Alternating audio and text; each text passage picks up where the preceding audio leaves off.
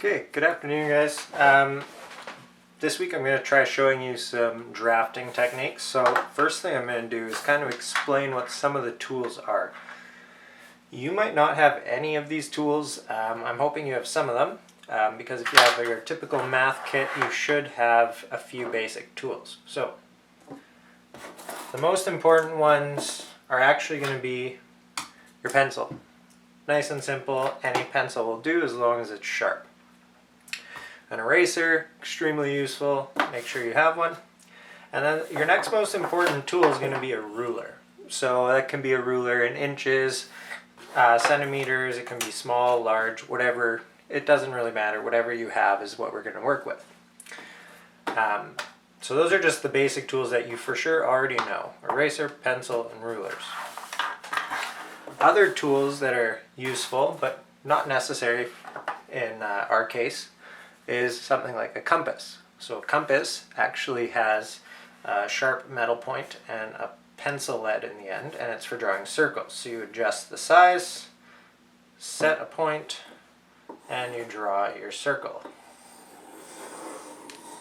Okay, so that's how you make your perfect circles using a compass.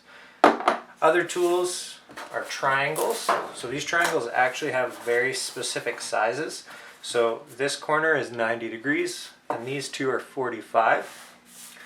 On this one you have your 90-degree corner and you have a 30-degree and a 60-degree corner.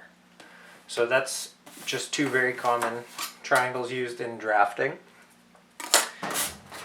This is called an eraser shield. So if you only want to erase a very small area, you can actually put the line inside the area and erase within the area without accidentally erasing extra stuff. So again, nice to have, not necessary.